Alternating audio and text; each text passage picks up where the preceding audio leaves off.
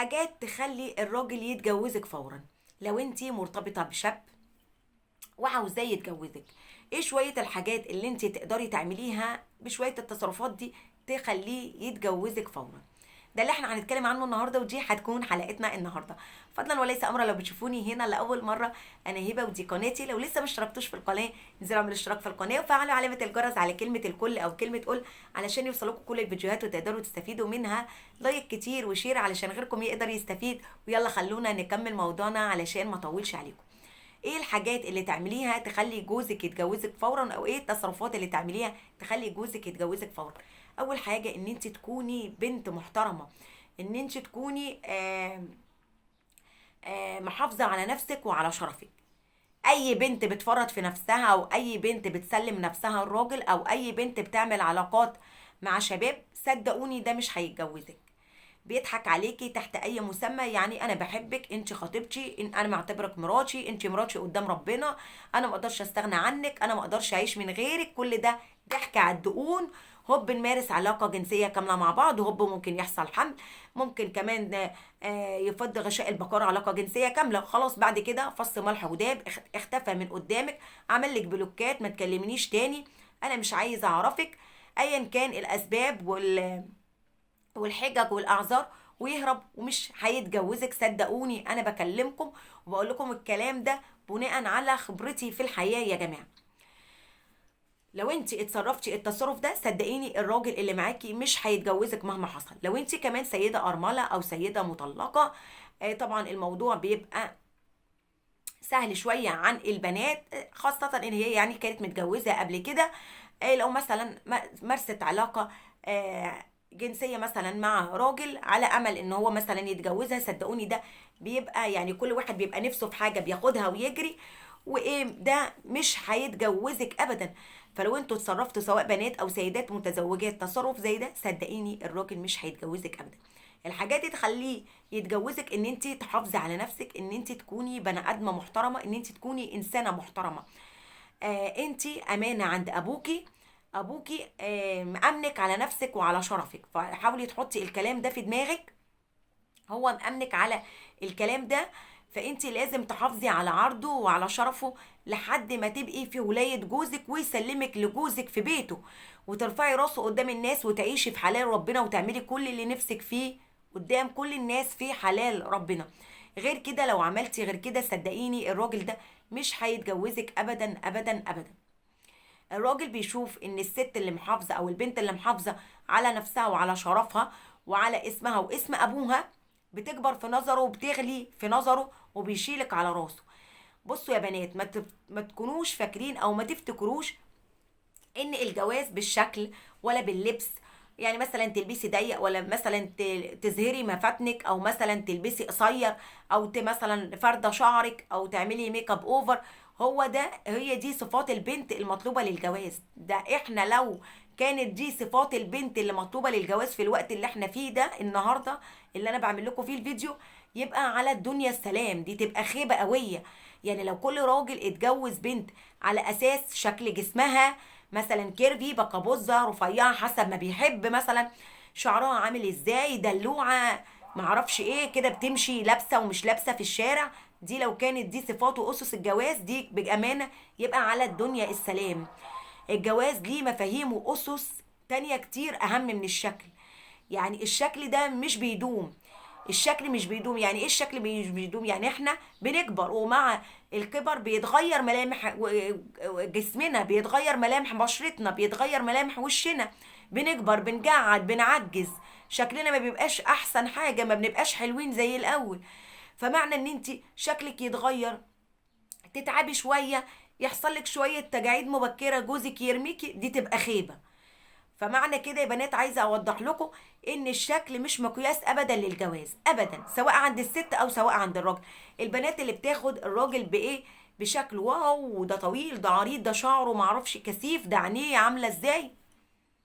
لا، الجواز ليه اسس ومقاييس تانية ومفاهيم تانية اهم من الهري اللي انتوا بتكونوا فاكرينه ده. كمان الراجل بيحب البنت اللي عندها اهداف، اللي عندها اهداف في الحياة. مش يسيبها مثلا ينزل يتجوزها، يسيبها في البيت، يرجع يلاقيها قاعدة في البيت مستنياه وكل شويه تتصل بيه، انت ما سالتش عليا، انت سايبني قاعده لوحدي. ايه ده يا حبيبتي؟ لازم يكونوا عندكم كارير، لازم يكون عندكم اهداف في الحياه، لازم تعتمدي على نفسك، تشتغل، يبقى عندك فلوس، يبقى عندك ميزانيه خاصه بيكي. كل ده لو توفرت فيكي الصفات دي صدقيني الراجل هيتجوزك فورا. في ظل الغلا الفاحش دلوقتي يعني بجد، الشاب المقبل على الجواز اللي بياخد خطوة ان هو يتجوز ده بالنسبة لي انا بطل. يعني الجواز دلوقتي بقى صعب جدا. شوفوا، تلاجة ب30,000 و50,000، بوتاجاز ب20,000، غسالة بكام، انتريه بكام. يعني العريس دلوقتي عشان يتجوز عايز 1,000,000 جنيه. فيعني ده فارس الأحلام بأمانة لو هو قدر يحقق ده أو يعمل ده. فالجواز ده بقى شيء صعب دلوقتي. فانتي لو كانت مثلا انتي عندك كارير، عندك شغلانة، عندك بيزنس معتمد عليه، عندك دخل كل شهر، ده برضو من ضمن الاعتبارات اللي بيحطها الشاب في اعتباراته وهو رايح يختار او يتقدم لعروسه. عشان بس اكون واقعيه معاكم وما نضحكوش على بعض، هو مش بشويه المكياج هتغسلي وشك المكياج ده هينزل، الرموش هتتخلع، عشان تبقوا عارفين اللانسز هتقع في الميه. فلا، لازم يكون عندك كارير، لازم يكون معتمد على نفسك، هو يشوف فيك ان انت تقدري تتحملي المسؤوليه. معاه فلوس معهوش فلوس هتقدري تعيشي. انت بنت اصل هتتحمليه في وقت الدروبات، هتتحمليه وقت ما يقع. هي دي الاسس اللي هو هيتجوزك عليها، مش شويه المكياج. مش انا عايزه انام على ظهري وعايزه واحد معاه مصباح علاء الدين يحقق لي احلامي. مفيش الكلام ده في الوقت اللي انا فيه بتكلم فيه دلوقتي بعمل فيه الفيديو ده. مفيش الكلام ده دلوقتي خالص. الراجل بيحسبها الف حساب قبل ما يختار. عايز واحدة أصيلة، عايز واحدة تعيش، عايز واحدة ترضى وقت الأزمات، عايز واحدة وقت ما يحصل له دروب تبقى في كتفه، سنده في كتفه وظهره وتدعمه، تنزل تشتغل وتساعده على قد ما تقدر.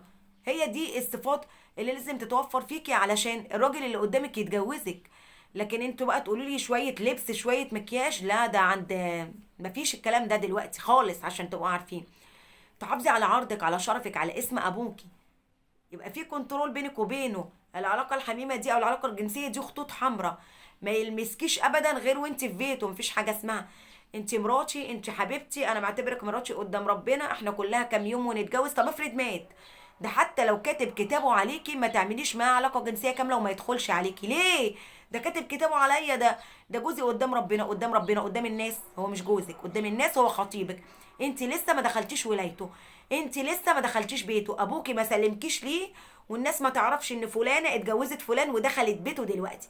دخلت بيته يعني بقت حلال له، متاح ليه يعمل فيها اي حاجه وتعمل فيه اي حاجه هي عايزاها. مكتوب كتابك.